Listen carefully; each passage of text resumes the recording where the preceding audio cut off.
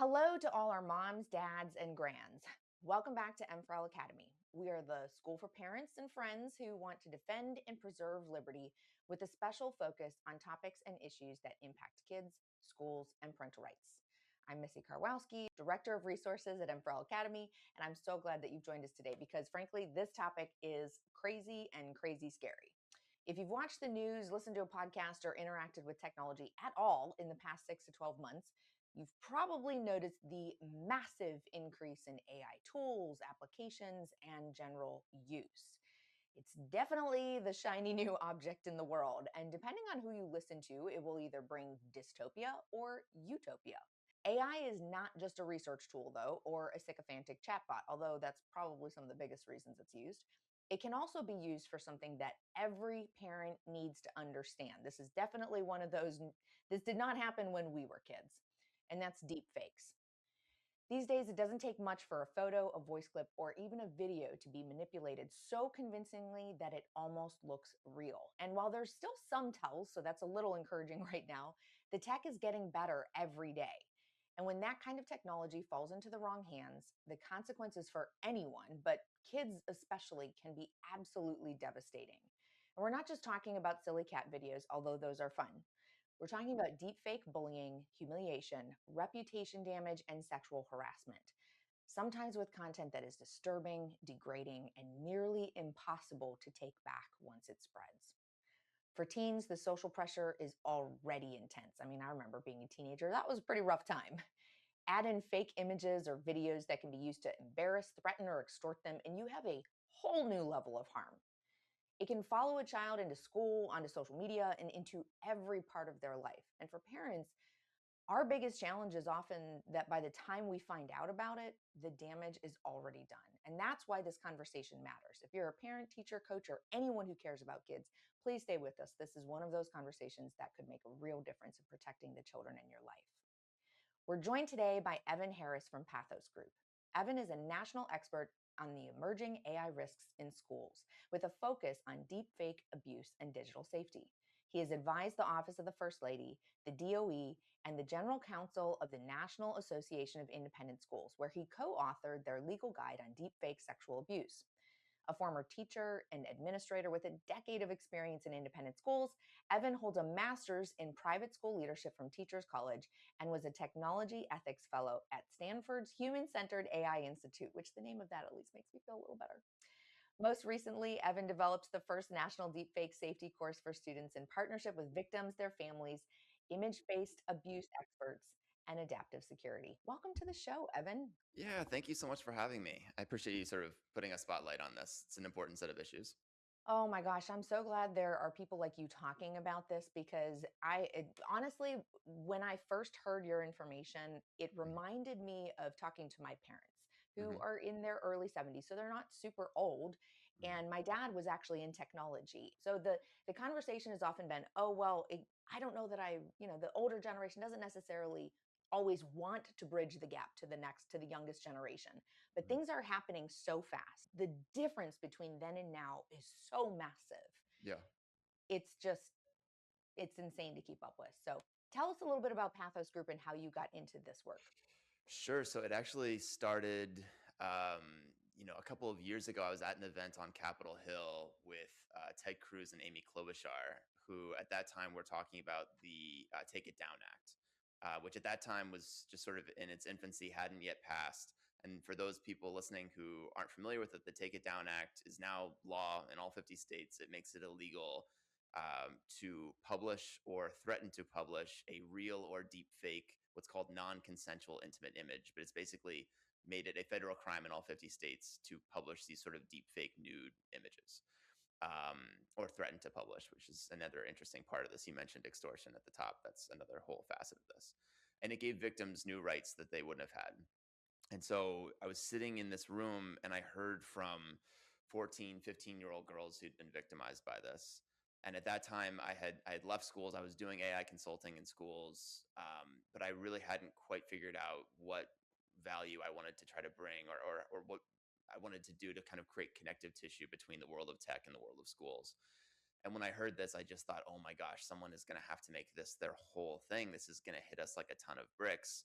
because just intuitively, if you imagine giving every American teenager, and unfortunately kids even younger than that, a button they can push that undresses their classmates or makes their teacher say anything, they could basically are able to create their own reality. And we're talking about super powerful technology in the hands of not especially technical people. We've actually had kids as young as second grade create really hurtful and harmful deepfakes of community members in their school. And so I just thought, logically, this is not a matter of if, it's a matter of when for every school. And they don't have policies, they don't have crisis readiness planning, they don't have preventative education for any of the stakeholder groups in the community. Someone is going to have to make this their whole thing. And so it was a bit funny at the beginning to call myself an expert in it. I was really just a student of it. But now working with hundreds of schools on this on the ground week after week, I've sort of become an expert in it just by default, because it's a pretty lonely niche to be in. It's not like it's a super crowded space. There are people who are experts in different parts of it, but to make this your whole thing, it's fairly unusual, very niche work, but super urgent and super widespread in terms of what we're dealing with. That really summarizes it well. I think there AI, it feels like everyone is trying to be an expert on AI, which thank God, because this is Yeah, something that is barreling down at society. It's yeah, that train that's coming that we're not going to be able to avoid. So I'm glad that you're focusing on this one, because this topic, deepfakes in particular, feels a lot mhm, like one of those "not my kid, not my school" mhm, topic kind of thing. Oh, yep, it's definitely not going to happen to my kid. yep, But you had mentioned that it is extremely frequent, which we can talk yeah, about that in a second. But before we do, yeah. can you address what is the average parent not understanding yet about AI risks? Sure. So I think specific, because there are quite a few AI risks. When I talk about deepfake risks in particular, it's such a large landscape of things, and it's already so overwhelming, so emotionally charged. A big part of my job is just to make things simpler for people so they can kind of get their arms around it. And so the three main risks that I would highlight for a parent that they might not be super familiar with, but absolutely should be, that are kind of in that high likelihood, high impact quadrant of risks to pay the most attention to, would be kind of like AI scams. So this is maybe someone cloning the voice of a loved one and calling you, asking for money, asking for a password, asking for a social security number. It might sound exactly like someone you know and care about. And we can talk about how to mitigate some of those risks, but that's a really common scam, is becoming more and more prevalent. So there's kind of a growing, set of AI scams. The next one's AI companionship. So this is kids treating an AI like it's a romantic partner, a confidant, or a mental health professional. There are serious concerns with that. And as much as we can empathize with kids wanting to have someone they can reach out to that's always available and always judgment free, there are so many serious safety risks with this. We have to make parents aware of it. And the last one is this deepfake abuse piece, which is deepfake bullying, deepfake sexual abuse, sextortion, which unfortunately is not just a middle and high school conversation. It's even a lower school, like elementary school conversation, because kids are on gaming platforms like Roblox. They're on YouTube, where there's an increasing amount of AI slop specifically created for kids. Last Christmas, we saw tons of AI getting put into toys for kids. And so I would love to say that this is like a conversation for 13 and up. And if you're younger than that, don't worry about it. That's just not true. And so I think there's a lot to keep track of all at once, and I don't want to be alarmist or sensational, but there are some key risks that parents definitely have to know about. But the good news is there are concrete steps you can take for each one of them to mitigate those risks. That's encouraging, because it does feel like it's everywhere all at once, Yep. and that it came all at once too, which is Yeah. it, like, if most people, I like, my background is in technology, for Mhm. example, and I recently got into the political sphere, you could say, Mhm. uh, and it's fantastic to be here in the advocacy work. However, before, when I was just working in business, and this is what I think a lot of the average adult experiences, is I was Mhm. focused on my career, I was Mhm. focused on professional licensing and certifications and all of the things to advance to that next level, which I genuinely loved. I loved what I did. And it's very, I'm, again, with my background in technology, honestly, the talk about AI was all this good stuff for it. Mhm. And so, if I think it's very easy for parents, even ones, and maybe especially ones who work in AI or in technology, to miss the dangers, because the benefits are really touted as so awesome and Mhm. let's go, go, go. And companies want to push it, that it can be, if you're not paying attention, it can be easy to get caught up in it. So I'm glad that you're highlighting the dangers, but also talking about ways we can mitigate it. Yeah. What has surprised you most about how quickly AI is impacting schools? Honestly, this is going to be counterintuitive, and I'm biased because the only schools I deal with are schools that, because they've brought me in, they care about this stuff. They're on the ball, and so I'm a bit skewed in terms of my perspective because I'm only dealing all day long with schools that are on the ball. But I would actually say that, like, from, you mentioned at the top, I was a teacher for 10 years. For 10 years, we had kids on their phones all the time in the hallways, like bumping into us, like, just, it was wild. For 10 years, I felt like that. And then it took sort of, a bunch of parents reading The Anxious Generation, and a bunch of other things happened culturally the last year or two, where it was almost like all at once we just went, well, what if they didn't have phones? And it's like, oh, wow, we never thought of that. So it's like, that moment took so long to get to. And I'm actually kind of encouraged that with deepfakes, at least the work that I'm doing, it seems like we're moving a lot faster. There's a bit of there are some tailwinds for kind of a tech backlash, and some of that might not be entirely deserved. Like, we can't put everything on the, like, ed tech being the reason that test scores have been going down for the last 10 years. Like, that may be a factor, but it may not be like entirely correlated, like 100%. But all that to say, like, I think there are sort of cultural forces right now that make people, in positive ways, a little more hesitant about more and more screens, more and more tech. We did so much of it during COVID. I think we've kind of gotten exhausted by it and feel like we're not necessarily getting out of it what we've paid for. And so what has surprised me has been just like how willing people are to hear this message that, like, there are serious risks here, and they are motivated to undertake the work rather than just undergo it passively. So you say there that you feel like maybe it's because you're talking so much to so frequently to schools, really focusing in on those schools that are on the ball. Yeah. Just in your gut, I'm not saying, I'm not asking for like definite statistics, because Yeah. I kind of wonder that about myself too. Like as you were talking, I was thinking about my friend group and all of the things, and I feel like I feel like people are willing to be less on the phones. They're willing to Mhm. not have their kids watching TV as much, putting real screen limits or time limits on screens, things like that, which I find wonderfully encouraging, because way back, like 10 years ago when my kids were going through this, I was mocked. I was literally made fun of by other parents. Like, you're such a helicopter parent that you won't let them be on their phones whenever they want, yada, and Well, be on social media. But now there's so much support for it, which is fantastic. I love yeah. it. I think it's amazing. It's wonderful. So do you think that it's just our circle of friend bias, or like our adjacency bias, or do you think that there is an overall push even in the kind of general public? I think we're in like a real, like, cultural moment where we've been so kind of go go go with tech for, 25 years, more, really. If you sort of count like the dot-com boom, and Oh yeah. we've been so kind of um, thoughtlessly optimistic about tech. And I think, like, with some of, like, the rulings that have come down even just last couple of weeks about Meta, for example, and like what they knew about how dangerous their product was for young people, that I think we're just a little exhausted of watching big tech not be held accountable. We're exhausted by screens.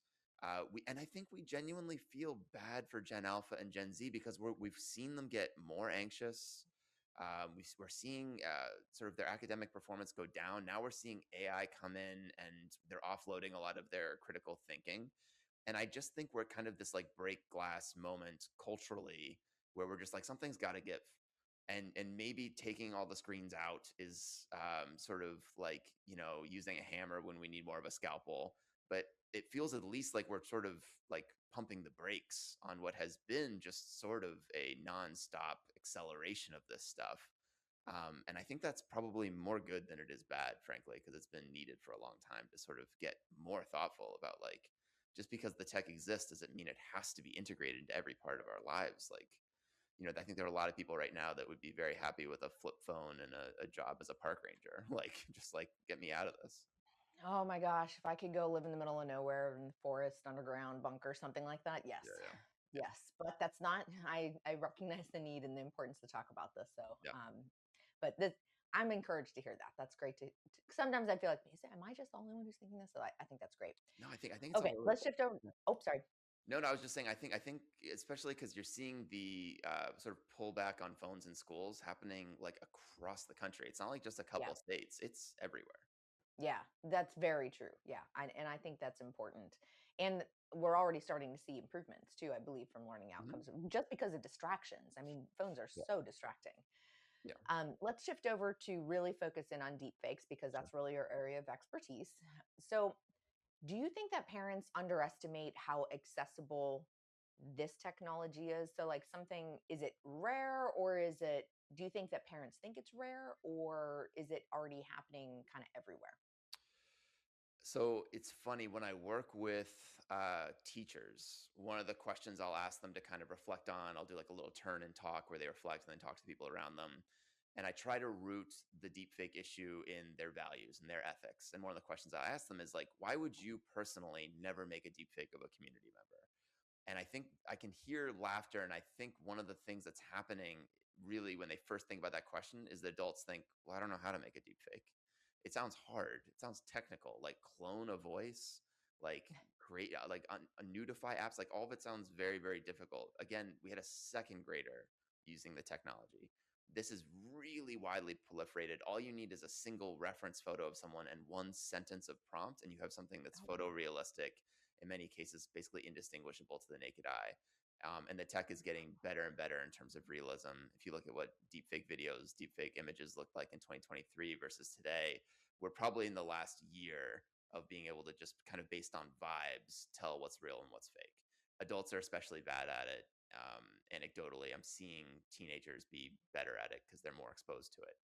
And so yeah, I think this idea they have that this is like really difficult to do, it's technical, that there may be only a couple tools that do it. There are hundreds of tools, open source models, notification apps. If they shut one down, 10 more pop up. They're raking in millions of dollars.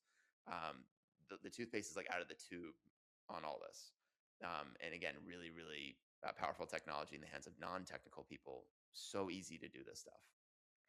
And so I think they underestimate sort of the degree of like technical expertise you have to do this stuff. It's very easy, which also so makes it I dangerous. oh yeah. Th- you may not know the answer to this, and that's totally Sure. okay. I am curious because I'm thinking back, or I'm thinking to how these apps could be accessible. Like so many people could access them. Clearly, it's through the app stores, right? I'm assuming. Like, are the app stores allowing these type of apps to be available? So it's much more sort of like web-based applications, which are often run by companies overseas. And then there are also what are called like open source models. So the Okay. large language models that your audience will be familiar with will be like Gemini, Claude, ChatGPT. They have a certain amount of like guardrails. They have enterprise clients. They have they would get a lot of bad PR if their guardrails didn't work at least a little. Although even their guardrails, unfortunately, are relatively easy to circumvent if you're clever enough. But then there are these open source models, which are maybe lighter and can be downloaded in some cases directly onto your computer and don't have those guardrails. They're almost like, if you remember, like jailbreaking your phone, like basically taking Hmm. all of the guardrails off. There are models like that. I don't want to get too instructive here because I don't want to give anybody any bad ideas, but suffice it to say, Totally like fair. there are sort of these models that don't have guardrails. Yeah, I follow a couple of creators on YouTube and other platforms that Mhm. dive into that part, and it is pretty amazing what they're able to discuss, I Mhm. guess, with these jailbreak AIs, Yeah. and that's a really good point. So it's encouraging that most of hopefully the app stores are not like really enabling much of this, but you have such a good point there that the internet is the wild, wild west, and people need to remember that big Yeah. time. That is so important. So, okay, so back to deepfakes at schools. Hmm. If a school says that this didn't happen on campus, which is Yeah. something that I've heard related to other types of bullying and harassment as well, that Yeah. It didn't happen maybe officially on campus. But if it is happen, let's say it is actually happening on campus, whether or not the school thinks it, where does the responsibility fall for that? Is a school liable for failing to act if the content's there on the school environment?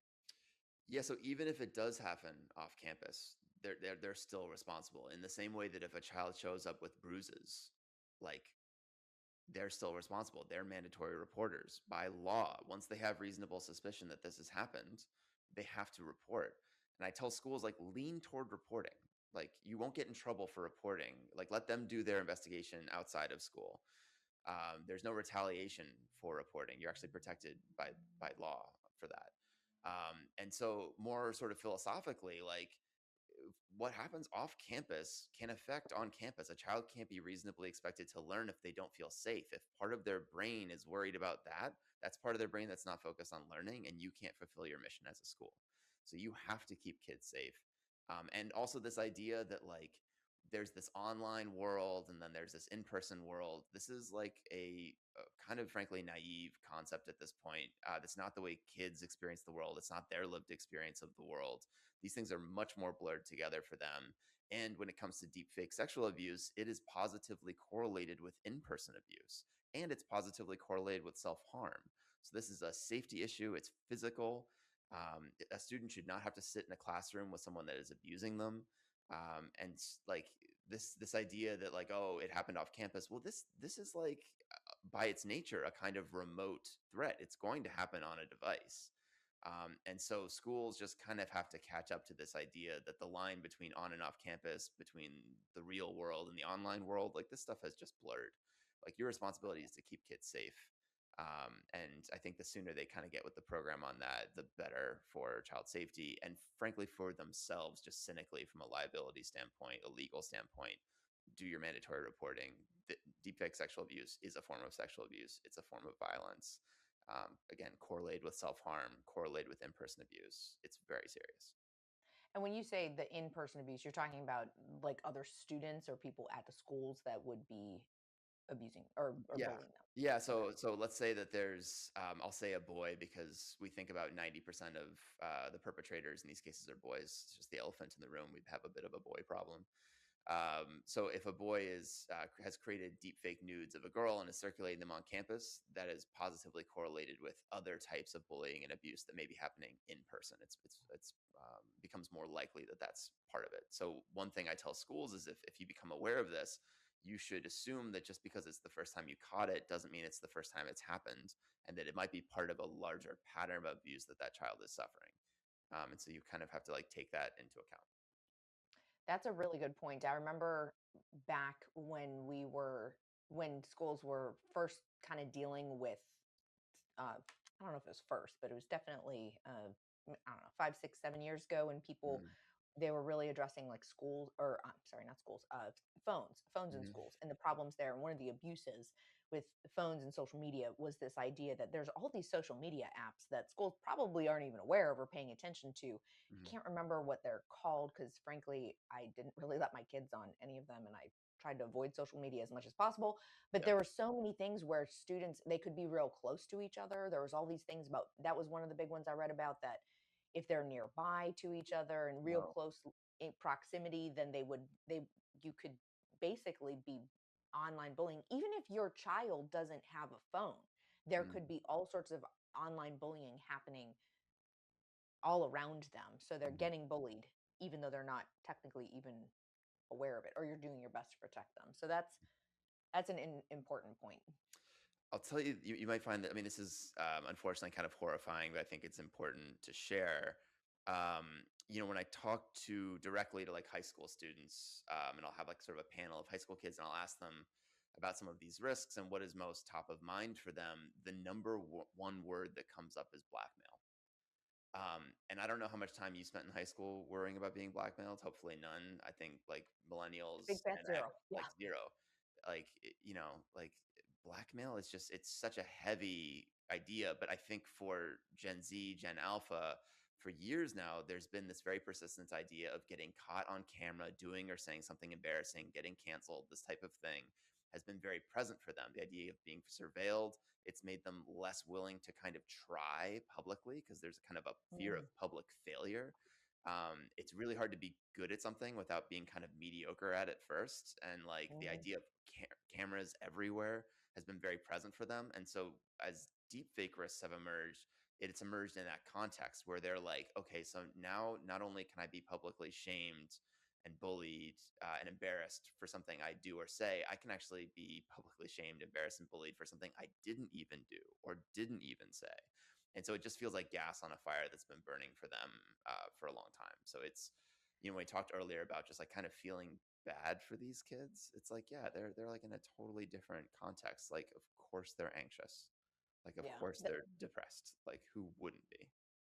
That's not so I wanted to get to this later, but it's perfectly segueing into, so I'm just going to ask you now. Sure. The the idea of like reputational damage, that so you said like they could get in trouble for things that they haven't even done yet. One of the things that I've seen a lot of commentary on, just in my sphere of what I'm watching, that over the past, I don't know, maybe 5, 6 years, is how many false allegations are Hmm. made against people, men or women, about something. And then in the social media court of justice, court of public opinion, right? That people are completely, they're tried, they're found guilty and executed before they even have a chance to speak. I mean, I think one of the funniest examples, funniest, I say that, I use that extremely sarcastically, Right. is with when Chris Harrison from The Bachelor and Hmm. Bachelorette, which is like the goofiest show ever. I mean, does Hmm. anyone actually think it's reality? When he made a simple comment of like, I mean, like, maybe give her a break before you rip this woman apart. And he was released from The Bachelor. Like, he was an institution on The Bachelor, and he was released from it because he said something that just wasn't kind of slightly sort of in line with the narrative at the time. Hmm. So with that concept, and that was just like a social media or a tweet or something. Hmm.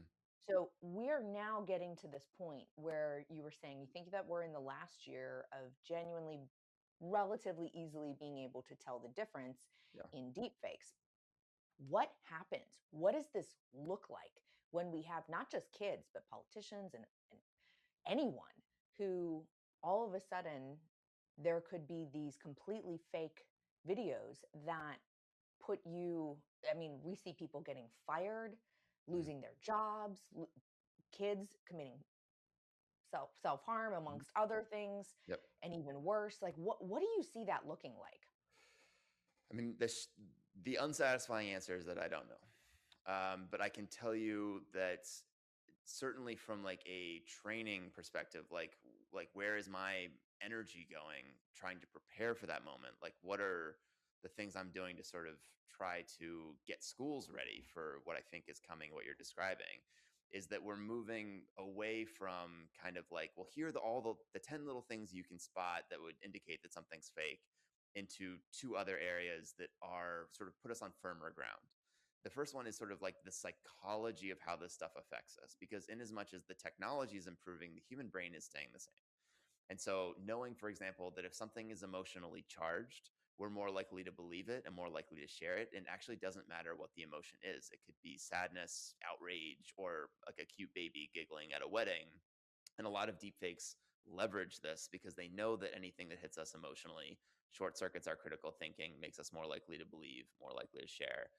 Certainly, if things confirm our biases, if things confirm the world as we already see it, we're very, very likely to believe it, likely to share it. And if something certainly contradicts our worldview, very likely to dismiss it. And so that sort of psychology is still very, very present. The other psychological piece that I talk about with especially school leaders, because it's kind of counterintuitive, um, deepfakes, certainly the hyper realistic ones, are new. The science of combating misinformation goes back decades, and there's actually like a lot of evidence we can draw from, a lot of science we can draw from about how to fight back against misinformation. And the most robust theory that we have that's been proven over and over and over again is something called inoculation theory, sometimes called pre-bunking rather than Hmm. debunking. And it's basically this very counterintuitive idea that if you want to get your school ready for this, part of what you should do is show them a deep fake, right? So if I were a principal right now, I might deep fake myself wearing the colors and the jersey of our biggest rival football team, like cheering for them in the stands, and show everybody the tech and be like, hey, this is very powerful technology. Even very smart, discerning people can be fooled by it. But here's what we stand to lose if we don't take this seriously as a community. But also, here's what we stand to gain if we take this as a moment to affirm our values, affirm that we're going to protect one another. And you give this very serious warning, and you expose people to a dose of what they may later encounter. You're almost inoculating them against the viral spread of this misinformation. And study after study after study has found that this provides a certain umbrella kind of protection where people are more sort of suspicious of this type of stuff, less likely to believe it, less likely to share it, really importantly, more likely to kind of dig in and try to figure out where it came from. And that's the very last piece of this is sort of there's the psychology part, and then there's what's called digital provenance, which is where did this come from? Who posted it? What kind of other content do they post? What motivation might they have had to post something like this? Are they trying to get attention? Is it creating AI influencers to try to make money? What does the data inside the file itself tell us? What's called the metadata, and that's embedded in an image or video that tells us something about like where it came from, where it was shot, that type of thing.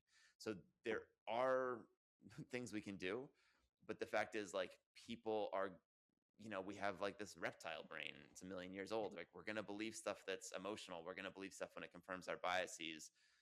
It's not like we're all of a sudden going to become a super media literate culture that like really wants to take all this stuff seriously. But we do have some tools at our disposal, at least in a school setting, to try to train school communities to get ahead of this. And that's the work that I do.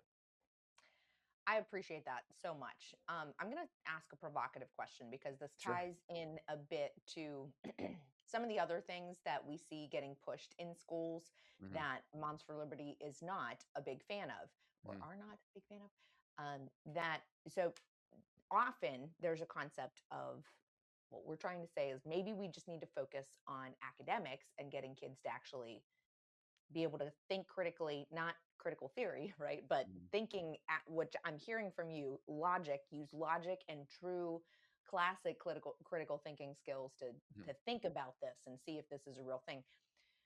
But we're seeing other ideologies being pushed in schools and concepts of media literacy, which can be very dangerous because it tells you which people to trust, etc. So, do you have any response to that? If someone has a concern, saying, you know what, just focus on why are schools even talking about this at all? Is it Mm-hmm. appropriate for schools to talk about this, or is it possible that the message could get hijacked? Which, unfortunately, any message can get hijacked. So, I just want to put that out there. Yeah, for sure. I mean, just to give you kind of a concrete example of like what I would consider good media literacy versus sort of suspicious media literacy. And I think people across the political spectrum who are really serious about media literacy would agree with this, which is like if a media literacy curriculum is saying trust these news sources, but these ones are untrustworthy based on like their political leanings alone, I would say that that's pretty obviously like suspicious. But something like if you see a huge news story and it's only being posted by this one outlet that you've never heard of, that's a red flag. If it's like, you know, Donald Trump to be impeached tomorrow, and it's only being posted by like some blogger, and it's like, well, if this were true, where would you expect to see it? You'd actually expect to be seeing it across the political spectrum of news, right? It's like that's fairly basic. Another one is kind of like monitoring your own emotional response.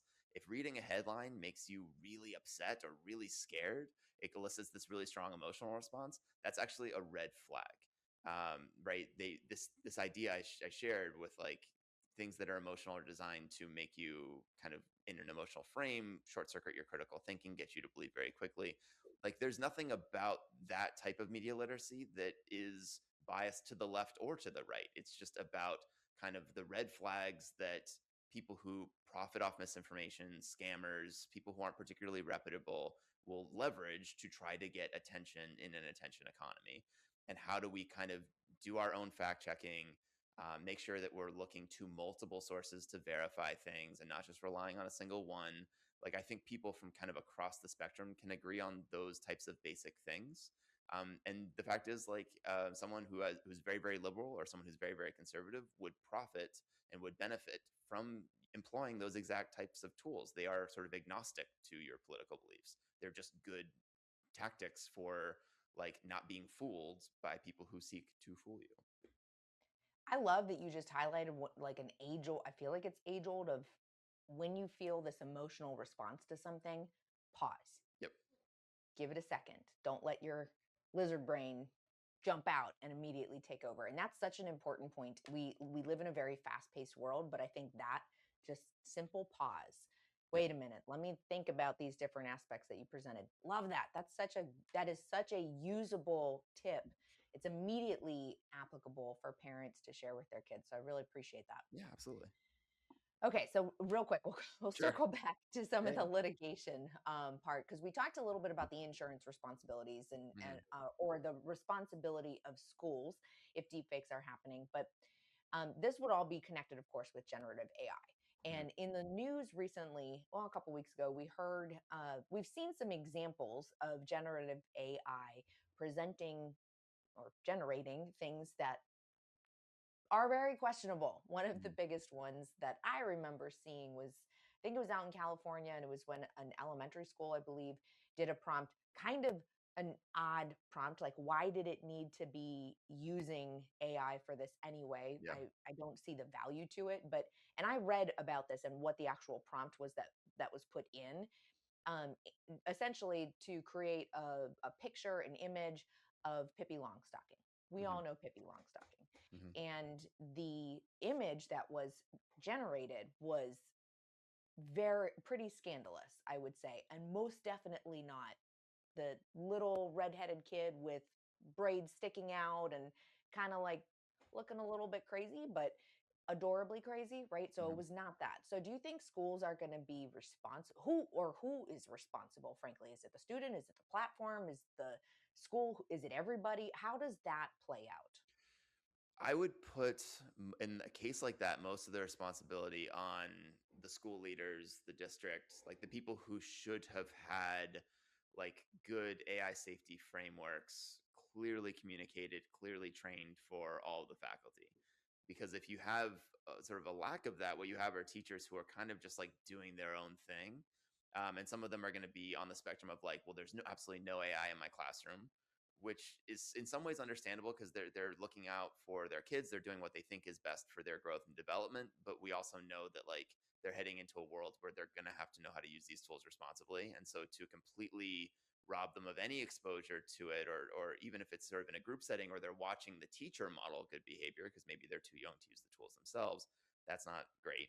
Or we have teachers that are just totally laissez-faire, use AI however you want, and it's sort of a wild west, and that's not particularly good either, even though their intentions might be like, oh, well, these kids have to use these tools, blah, blah, blah. And so I'd put a lot of this on like the leadership, for not being clear about what tools are allowed, what tools aren't, and also like what is the goal? Like to your point, like was AI necessary here? What was it they were supposed to be learning? Because it's not just using AI for AI's sake. It has to be like towards some end that we're teaching AI sort of competencies that are very distinct and specific, that there's a scope and sequence to this that's age appropriate. These tools are not deterministic. Like you could put in a prompt, that same prompt next week and get like a different kind of output. And so you're rolling the dice when you do this. And especially what I think you said it was like third graders, like you can't roll the dice with third graders, right? You don't necessarily know what's going to come out the other end, and especially if there's no clear objective. I just don't really see what the benefit would be there. So I would just put a lot on the district leaders and the leadership at the school specifically, in as much as like I feel for them. They've got so much on their plates. They're not super well equipped to handle what they already have, let alone like a barrage of AI happening to them all at once. But you have to have like some structure for what's allowed and what's not, and what your actual goals are should be clear.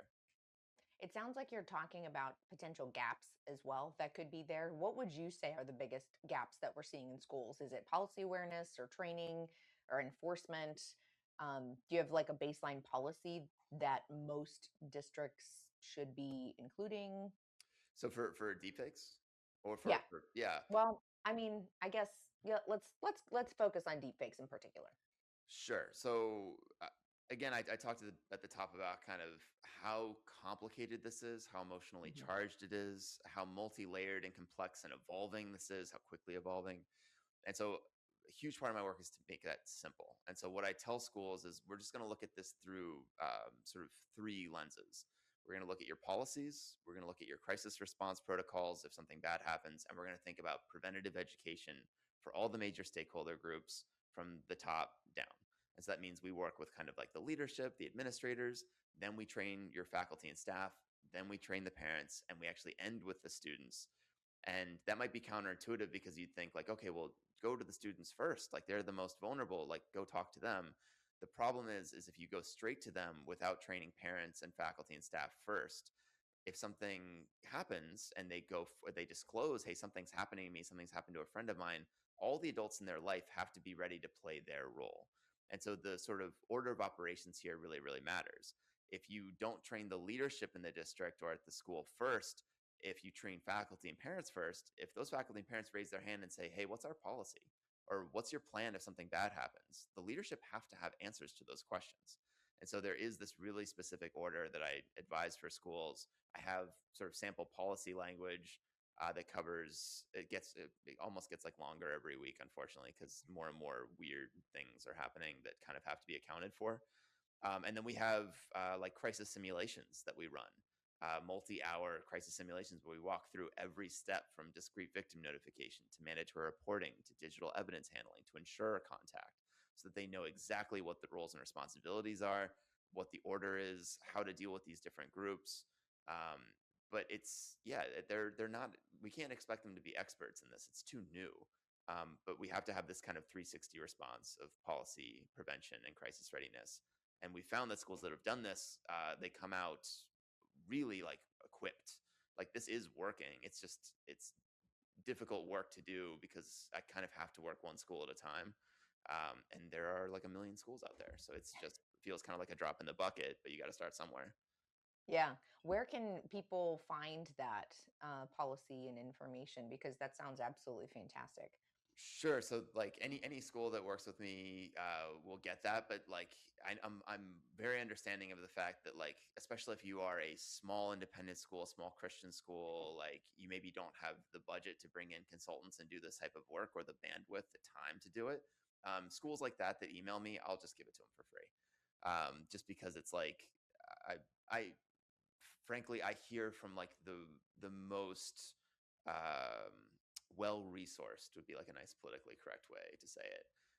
Schools in the country, they're the fastest on this, and that's not fair in some ways because if you're a kid who goes to an under resourced school or rural school. School that's not as aware of this stuff, like it's not your fault that you go to that school. Like they need this stuff too, and so when I get contacted by schools that can't necessarily afford what I do, I still always figure out a way to help them just because it's like, it's not the kid's fault that they go to that school. That is, I think that's one of those things are that is it's the concept is kind of missed that the people frankly who are going to be at risk, there is a real gap in Mhm. that we'll see of kids that are going to run into bigger risks. I think just because they don't, when you have a parent who has the ability to be more involved Mhm. because of financial reasons versus a parent who maybe is working 2 3 jobs to try to make ends meet, there's going to be a big difference in the level of attention. There has to be, just because Yep. of availability. And those, I think that's an unfortunate thing very much. That's great. What's the website people can go to? Make sure that we get that up there. Yeah, so it might be showing at the bottom, but it's pathosgroup.ai. And Perfect. I'm Evan at pathosgroup.ai. If you want to email me, I'm on Perfect. LinkedIn, so you can message me there. But I'm pretty responsive. I'm not, I'm pretty open with the resources we've built. Like I want good information getting out there. It's too big a problem to like hoard the information. Like I want it out there. Yeah, I love that. And you have that course that you had talked Mhm. about. Is that also available on your website, I would assume? It is. I'm so glad you brought that up. So we built a free student safety course in partnership with Elliston Berry and her mother. Elliston is the reason that the Take It Down Act passed. She was a student here in Texas when boys at her school made deepfake nudes of her. couldn't get any help from her district, any help from her superintendent. She had to walk into Ted Cruz's office to get someone to pay attention and start helping her. And it's because of her advocacy that kids now have rights that she didn't have. And so worked with her, worked with experts in the space, and launched a free course. It only takes something like 20 minutes to go through. And we, excuse me, we put it on a platform called Adaptive Security. That's the name of the company that's hosting it. And the coolest thing about that is Adaptive Security won the contract to do deepfake safety training for the US Senate, which means that American students can learn on the same platform as their senators, which is like, how often do we get to say that we're putting as much like energy and resources into the training of, a 14-year-old in Kansas as we are their senator sitting like 3,000 miles away? Like, that's so cool. So very, very proud of that program, entirely free. And it really it's age appropriate, but it gives kids just what they need to know, not to scare them, but to inform and protect them. That's awesome. That is absolutely fantastic. We'll definitely make sure to have that also linked in the description of the video. Let's let's pivot a little bit to Sure. talk to parents about what are the top 3 things that parents could do right now to help Yeah. protect their kids? So the number one thing is to create like a judgment-free culture in the home, to talk to your child before something bad happens. Ask them kind of like an open question like, "Hey, have you ever seen something online that turned out to be fake?" Show them a news story or a statistic, ground it in real things. Let them rehearse what they would do if certain things happened. Like, how would you respond if a kid at school showed you a fake image of another classmate, or someone sent you something online that made you feel weird and you weren't sure why, like a stranger wanted to move you to a private direct message, that type of thing. Let them rehearse some of that. Teach your kids some of like the red flags of manipulation, like someone who's escalating the conversation emotionally and is kind of like love bombing you, or again trying to move you to direct messaging on Discord or something like that. Someone who's requesting images from you, private images of your body. Like, let them know kind of what those red flags are. um, there are some concrete things that kids can do too, especially if they're already on social media, to reduce their risk.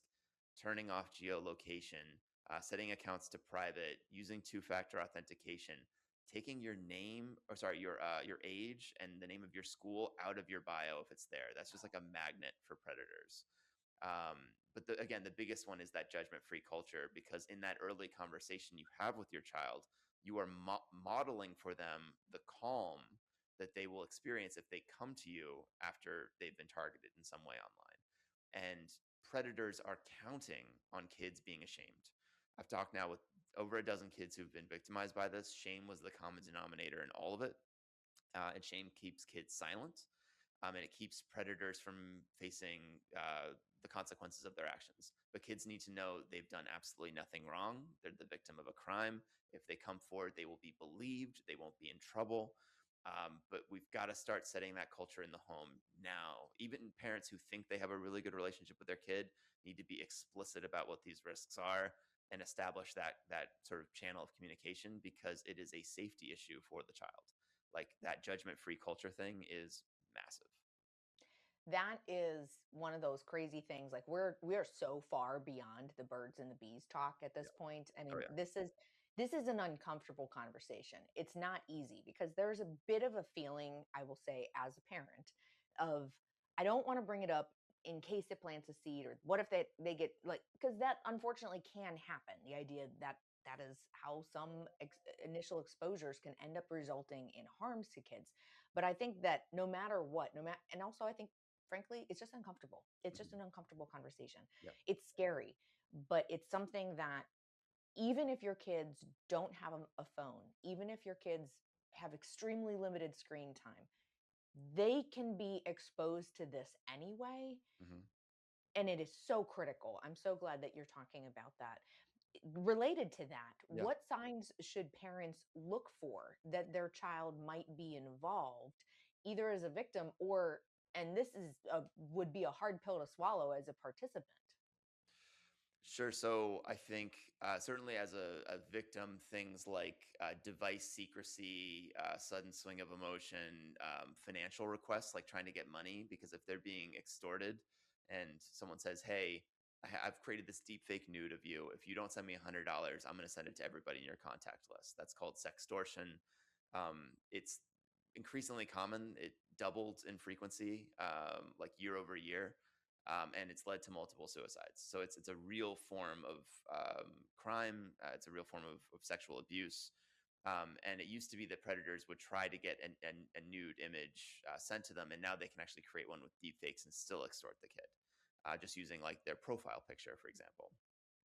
And so, yeah, so that device secrecy piece, financial requests, sort of like, big swings in behavior, like those would be kind of like the main three that I would watch out for. But the fact is, like, I don't think that just being like a helicopter parent, super setting up this kind of like surveillance state of the child is necessarily the best way to counter that. It's really the relationship, because that's how you can be there even when you're not there, right? That your voice can kind of be there, that you can kind of like sit on their shoulder, like in a real way. Researchers actually have a term for it. It's called vicarious monitoring, I think is what they call it. And it's based on having that really strong trust and relationship that the child knows that they're safe with you. That's the thing that actually keeps them most safe online and most kind of connected. It's not like having like monitoring to software set up on all their browsers, or like, watching what they do. Like that actually is not necessarily the best. In terms of like the perpetrator piece, um, certainly if you see that like they're using some kind of like nudification app, like that would be really, really serious. We're talking about a federal crime in some cases here. And so the message that those kids need to hear is one of deterrence. So if you are the parent of a boy, and it's not to say all boys do this, but just by the numbers, they're more likely to. They need to understand that this isn't a prank or a joke, and that fake images have real consequences. And they need to sit with what it would be like to be targeted by this, that you would face social consequences, academic repercussions, like your life would be turned upside down, your reputation.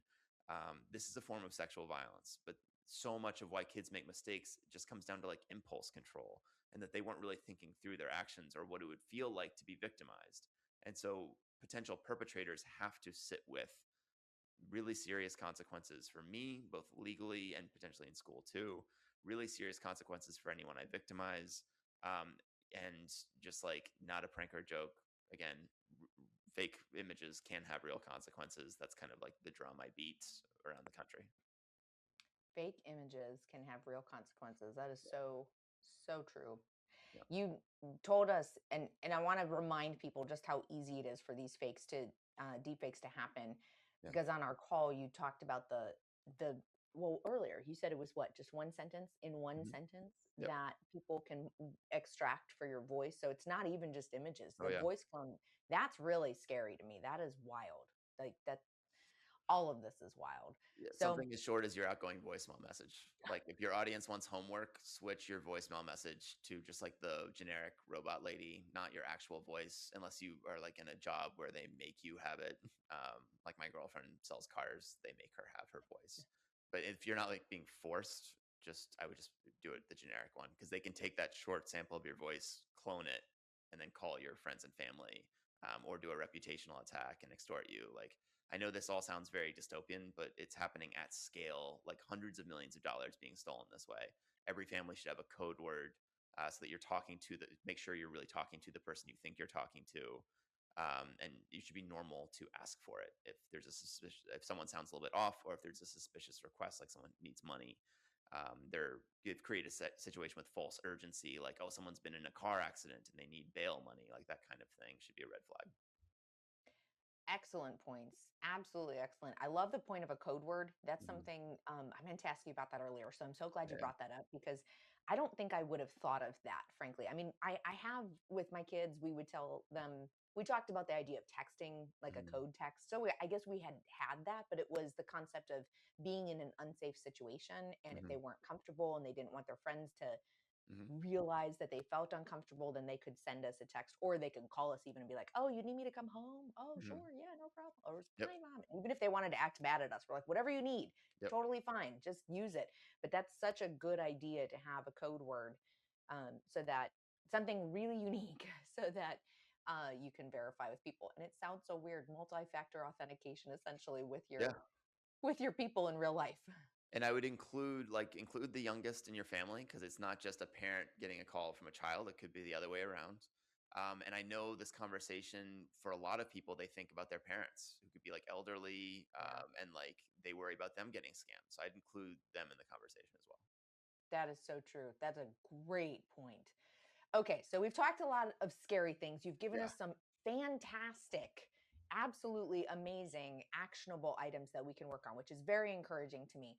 Mhm. You promised me that there were reasons to be optimistic. So Yeah. tell me, what are some reasons that you see to be optimistic in this crazy world of deepfakes? So I think it's that every school that I travel to, like, really comes out of it feeling well. Let me back up a little bit. When you bring someone like me onto campus, there's always anxiety about like, is this just going to scare the crap out of people? That's just natural. Will this frighten the student body? Will this leave people feeling more anxious, more shut down? And when we feel kind of fearful, we're less likely to get into action and kind of make like productive, concrete moves toward keeping communities safe. But at school after school, I'm just seeing like the opposite of that. People are nuanced enough to be able to kind of hold up in one hand the challenges that we're up against, but also kind of like recognize their own capacity here. Like, can a school set up a new policy and communicate it? 100% they can. Do they do things like fire drills and active shooter drills and like drills for all types of terrible things that happens at schools? Yes, they do. We're actually very, very good at putting incident response protocols in place at schools. It's a little bit complicated because it's new, but we have a lot of practice, a lot of muscle memory to draw from, and a lot of people in schools who care very deeply about student safety. So the will is there and the expertise is there. And the preventative education piece can absolutely be done at every stakeholder group. Everyone has like a role to play here. And I think if we just kind of isolate like those threats again that are in the high likelihood, high impact quadrant of things, and communicate clearly about what those risks are, what we stand to lose, but again, also what we stand to gain. It's not just that like this is this terrible moment and we have to avoid all of these threats. It's also like, hey, we as a school community could use this as a turning point moment to affirm that we are going to look out for one another, that we're not going to create deep fakes of each other, that if we see someone else doing this, we're going to come forward because it's not just you protecting that person that got victimized, it's you protecting the next person who would have been victimized, right? And so I just see a lot of goodwill and a lot of tailwinds at the moment culturally where we're just thinking more thoughtfully about tech than we have maybe in my lifetime and about its role in schools. So we're moving faster on this. We've got an administration that has put a really powerful and, by the way, very politically popular law in place, the Take It Down Act, which gave victims new rights they didn't have before. We're seeing big tech held to account in a way we haven't seen maybe in my lifetime. And so I just see like a lot of green shoots on this. I think we can like I love the line. It sounds very philosophical. It makes me sound whatever, but it's like the idea of like undertaking this rather than undergoing it. There are so many reasons that we can like do this proactively and believe that we will get like good outcomes if we do. And so yeah, I tend to be like the most optimistic person in every room I'm in. I do nothing but hang out with schools that want to work on this, so it makes me by default very, very optimistic. Well, that is fabulous to hear, I will say. And I will echo it. I know we talked about it earlier, but truly, I see also in the next generation, Mhm. right? I see these younger kids being more aware of it and seeming, I think it's because they're just immersed in it. Like you Mhm. talked about, they're living it so much that they do see the many of these risks, and there is so much positivity, and truly the messaging makes a difference. So the way that we approach this is really important. We don't have to just surrender Yep. and give in. So I really appreciate that. Yeah. Thank you so much Yeah. for Thanks so helping much us for having me. understand all of this. Just one quick remind everyone where they can find you online so that they can get in touch and follow what you're doing. Yeah, absolutely. So, website is pathosgroup.ai. I'm Evan at pathosgroup.ai if you want to shoot me an email. And I'm on LinkedIn because I'm a nerd. So it's linkedin.com, I think, slash Evan Harris AI. So pretty easy to find and pretty responsive. And again, if you feel like you're at a school that is maybe like a small independent school, a small Christian school, maybe not super well resourced rural public school, and you're just like, God, I don't know that we have like the bandwidth or like the money to bring in like a consultant, contact me anyway, because I'll share with you what I can, and I'll do what I can to get your school as prepared as it can be. Awesome. All right. Thank you so much. We appreciate you. Cool. Thanks, Missy. Whew, this is a hard topic. It almost feels like science fiction, and it definitely falls into the category that parents are going to struggle with. Not my school, not my kids. So don't think that way. That is something you cannot afford to think. Your kids cannot afford for you to think it. Please don't fall into that NMK trap. The potential for harms is just too great. Because deepfakes aren't just a tech problem. Remember, like Evan talked about, they're a child safety problem, a school culture problem, but they do also become a parenting problem. Because when fake images, voices, fake videos can be used to shame, exploit, or sexually harass teens, we absolutely cannot afford to ignore it. So, to all the moms, dads, and grands, please take this seriously. Talk to your kids now before something happens. Ask them what they're seeing online. Make sure they know they can come to you. If they receive a fake image, a threatening message, or anything that feels wrong, please encourage them to talk to you about that. Teach them also to not share it. Don't like start spreading things just because, and but also not to panic, and finally not to stay silent. And Evan talked about the importance of setting up that culture of trust and eliminating, proactively removing shame. I want to encourage parents who maybe feel like they were hard on their kids and stronger for whatever reason, maybe more rule emphasis, that go back and talk to them anyway. Feel comfortable apologizing for something that maybe you didn't handle it correctly the first time, but don't use that as a reason to not talk to them about the importance that they need to feel comfortable with you. Don't let that hold you back, because this is so critically important. Beyond just talking about it, though, make sure you stay informed. Learn the signs like we talked about. Check your child's apps and privacy settings, because that can help. And keep the conversation going. Your vigilance may be the difference between a problem actually being contained and a child being deeply harmed. While the digital world changes fast, I mean, we've been talking about it, but it really is.